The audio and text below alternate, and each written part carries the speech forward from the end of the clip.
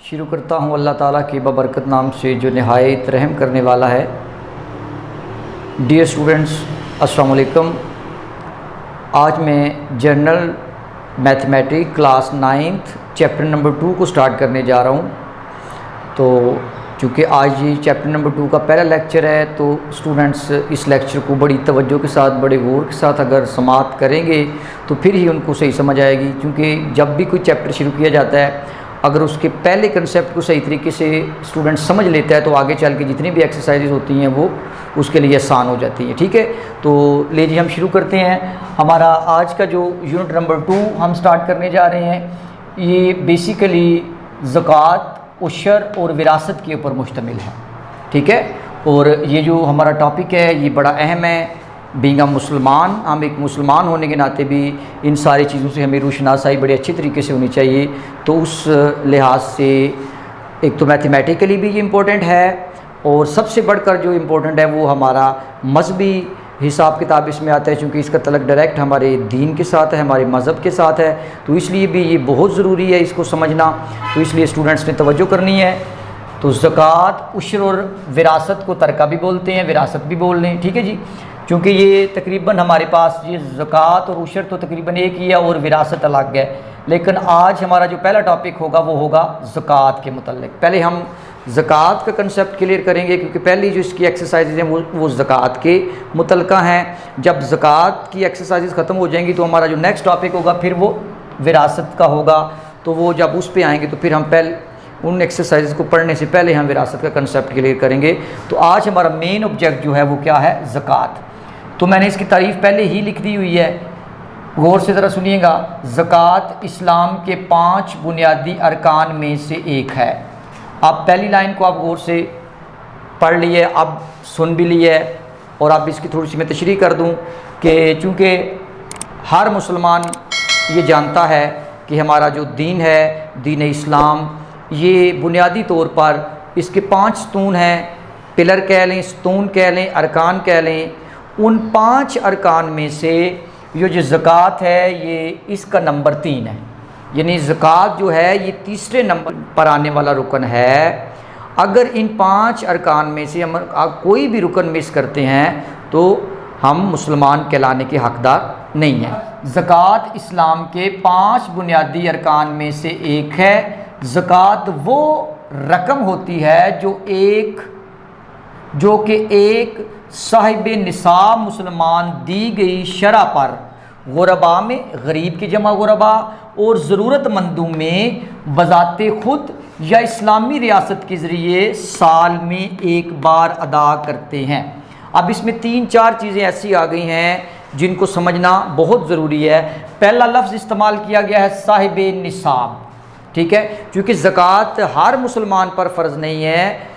ज़कात फ़र्ज़ उन लोगों पर है, उन मुसलमानों पर है जिनको साहिब निसाब कहते हैं। अब साहिब निसाब के मतलब आगे जाके भी हमने डिटेल पढ़नी है। ठीक है, तो मतलब ये हुआ, यहाँ पर मैं सिर्फ आपको इतना बताऊँगा कि साहिब निसाब वो होगा जो हमारे मज़हब यानी कि कुरान व हदीस के मुताबिक जितनी मिकदार बताई गई है, मालियत जितनी बताई गई है, जितना सोना चांदी बताया गया है, वो जाके मैं अगले स्टेप में क्लियर करूँगा, वो रखता हो तो उसको हम साहिब निसाब कहते हैं। ठीक है जी। इसके बाद कहते हैं कि गुरबा और ज़रूरतमंदों में, इसका मतलब ये है कि जो ज़कात दी जाती है ये हर बंदा, ना तो हर मुसलमान ज़कात दे सकता है या देता है, या हर मुसलमान पर ज़कात देना फ़र्ज़ नहीं है। पहली बात हमें ये क्लियर हो गई कि ज़कात देने के लिए मुसलमान का साहिब निसाब होना ज़रूरी है। पहली बात क्लियर हो गई।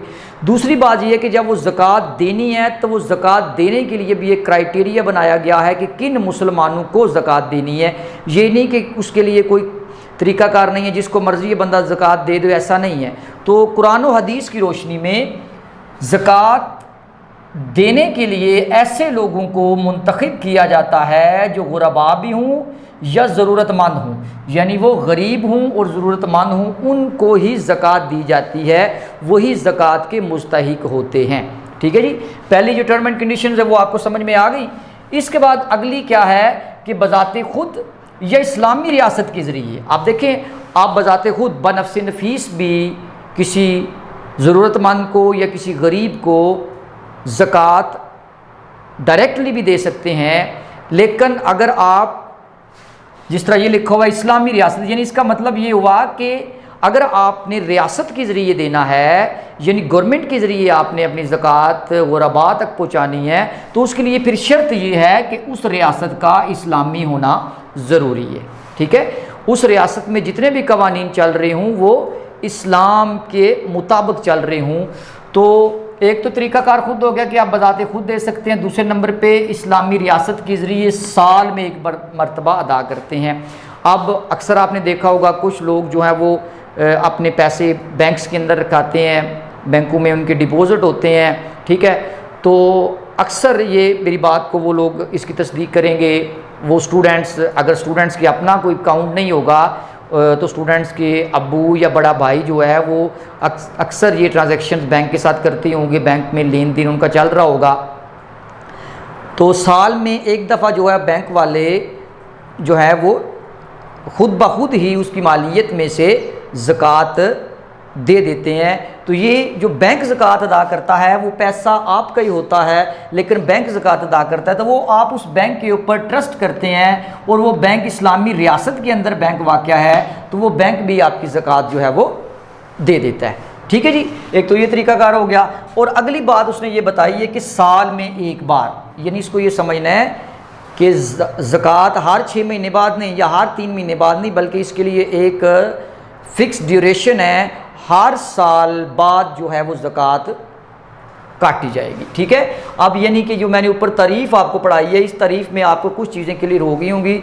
साहिब निसाब कौन होता है, इसके बाद अगर आपसे कोई क्वेश्चन करता है कि ये ज़कात दी किन को जाए, तो आप कहेंगे कि ज़कात ऐसे मुसलमानों को दी जाती है जो गरीब होते हैं, ज़रूरतमंद होते हैं। इसके बाद अगर सवाल किया जाता है कि क्या ये हम बनफ्स नफीस खुद ही दे सकते हैं या हम अपनी रियासत के ऊपर ट्रस्ट करके भी ये ज़कात जो है ज़रूरतमंदों तक, गुरबा तक पहुँचा सकते हैं, तो आप जवाब में यही लिखेंगे कि हाँ, बज़ाते खुद भी दी जा सकती है ज़कात और इस्लामी रियासत के ऊपर ट्रस्ट करके इस्लामी रियासत के ज़रिए भी ज़रूरतमंदों और गरीबों को वो ज़कात दी जा सकती है।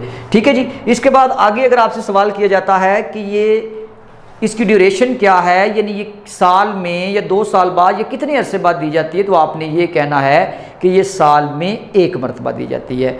और मेरा ख्याल है कि आपका ज़कात का पहला कंसेप्ट जो है वो क्लियर हो गया है। अब हमने अगले बड़े अहम टॉपिक की तरफ चलना है जिसको हम बोलते हैं निसाब। यानी इसका निसाब यानी हमारे पास वो मालो दौलत कितनी होनी चाहिए, सोना कितना होना चाहिए, चांदी कितनी होनी चाहिए, तब हम वो ज़कात हमारे ऊपर फ़र्ज़ होती है।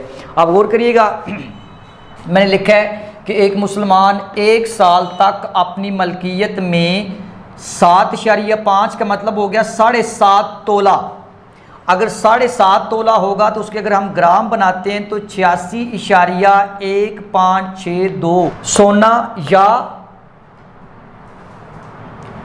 52.5 तोला यानी 603 ग्राम चांदी या इसके बराबर रुपया पैसा रखता हो, वो साहिब निसाब मुसलमान कहलाता है। ले जी, अब साहिब निसाब मुसलमान की तारीफ़ बिल्कुल आपके सामने क्लियर हो गई है कि साहिब निसाब मुसलमान कौन सा होता है, ज़कात किस मुसलमान के ऊपर फ़र्ज़ है। तो अब हमें ये समझ आ गई है, उसकी शराइत ये हैं कि 7.5 तोला यानी 7.5 तोला उसके पास सोना हो, ठीक है, और इसके बाद या फिर अगर 52.5 यानी 52.5 तोला चांदी उसके पास हो, या 52.5 तोला चांदी 7.5 तोला सोना के बराबर रुपया पैसा नकदी की सूरत में हो सकता है, करेंसी की सूरत में हो सकता है। अगर ये उसके पास पूरा साल रहता है तो फिर क्या करता है वो मुसलमान, उसके ऊपर ज़कात फ़र्ज़ हो जाती है, वो ज़कात उसको अदा करना होगी कुरान और हदीस की रोशनी के मुताबिक। ठीक है जी, तो ये समझ आपको आ गई कि निसाब क्या है और साहिब निसाब क्या है। अब अगर आपसे कोई क्वेश्चन करता है, एग्जामिनर क्वेश्चन करता है कि साहिब निसाब कौन होता है, तो आपने उसकी तारीफ़ यही करनी है साहिब निसाब की कि ऐसा मुसलमान जिसके पास 7.5 तोला सोना या 52.5 तोला चांदी या इनके बराबर रुपया पैसा 1 साल तक मौजूद रहे तो उस मुसलमान को साहिबे निसाब कहते हैं और उस पर ज़कात फ़र्ज़ हो जाती है। ठीक है जी, ये बात यहाँ पर आपको हो गई क्लियर। अब बड़ी मेन चीज़ है कि अब आपने वो ज़कात देनी किस तरह है। ठीक है जी, अब ये तो हमें पता चल गया कि एक बंदे के पास 7.5 तोला सोना है या 52.5 तोला चांदी है या इसके बराबर रकम उसकी पूरा साल हो गया उसके पास मौजूद है। ठीक है, अब मसला ये है कि ये जो उसने ज़कात देनी है, ये ज़कात किस तरह देनी है, यानी किस शरह पे देनी है। तो इस्लाम ने कुरान और हदीस की रोशनी के मुताबिक जो ज़कात की शरह है, ठीक है जी, पहले हम इसकी ज़कात की शरह की तारीफ़ पढ़ेंगे कि ज़कात की शरह 2.5% है। बात क्लियर होगी जी, कितनी है?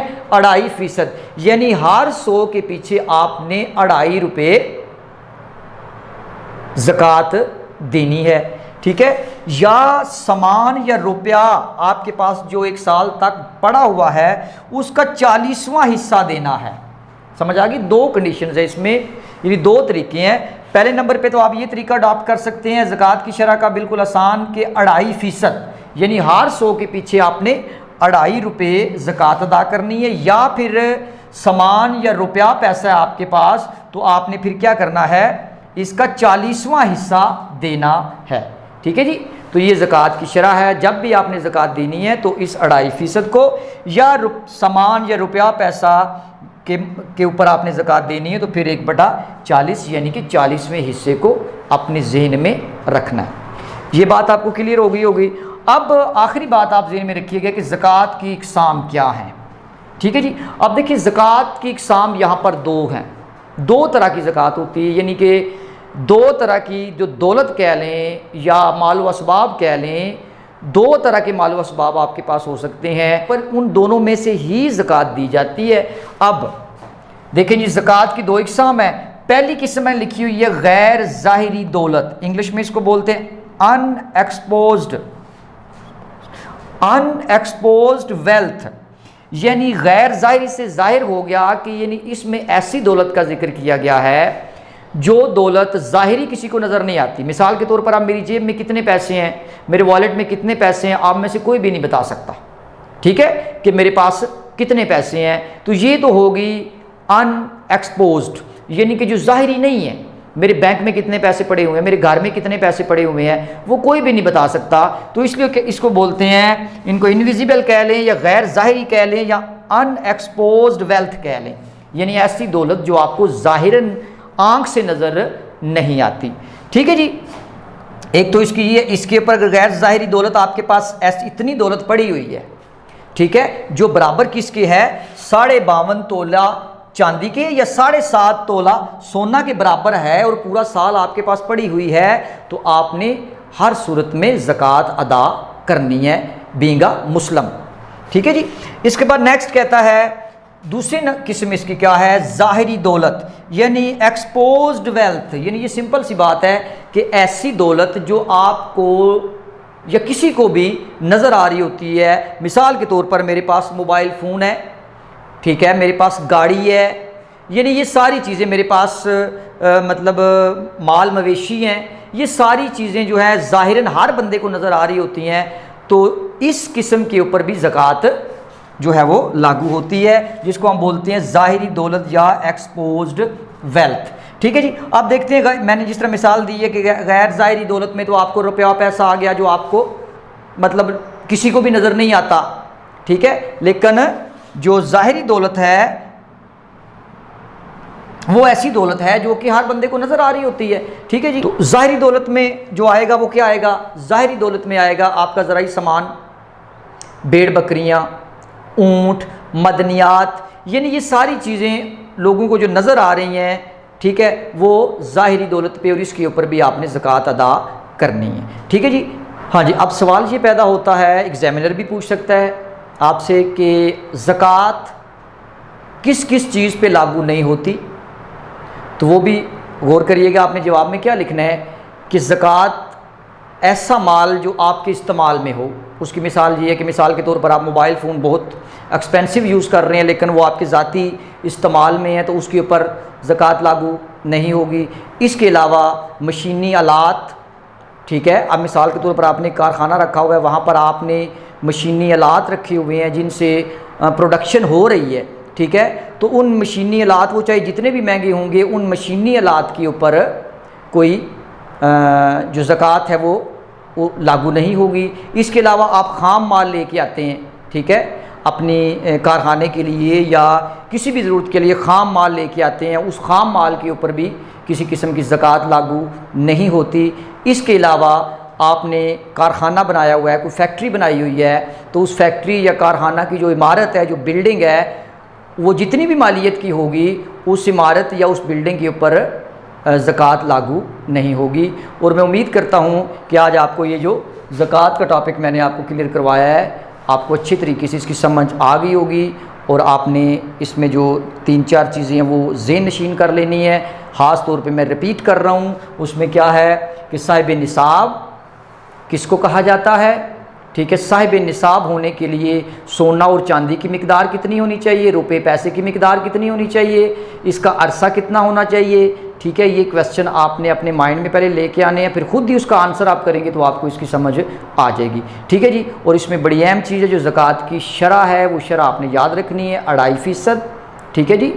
तो ये सारी चीज़ें आपने अपने माइंड में रखनी है, ठीक है।